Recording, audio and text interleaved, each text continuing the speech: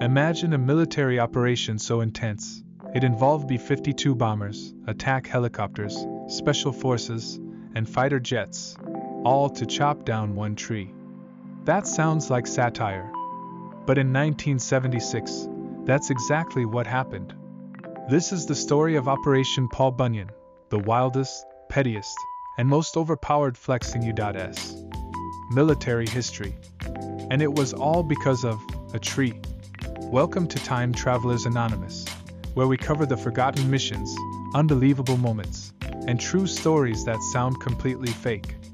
Let's rewind to the Korean Demilitarized Zone, also known as the DMZ. It's one of the most tense, heavily guarded borders in the world. Back in the 70s, U.S.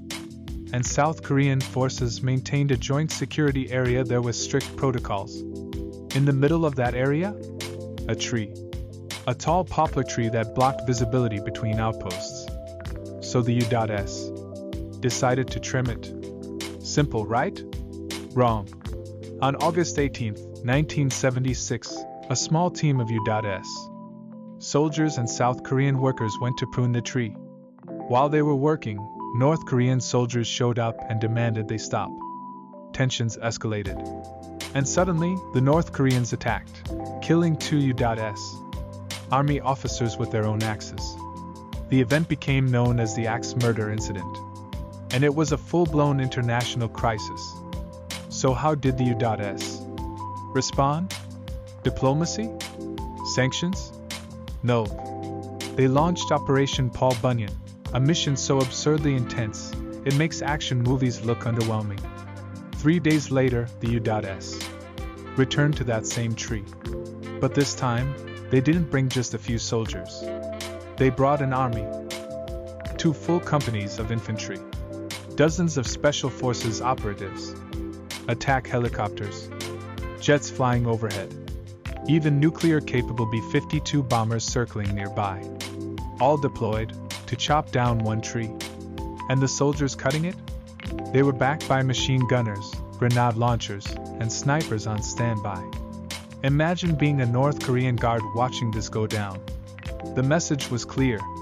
We could level this place, but today, we're just here for landscaping. It wasn't just about the tree. This was psychological warfare. A show of force so overwhelming that North Korea didn't dare interfere.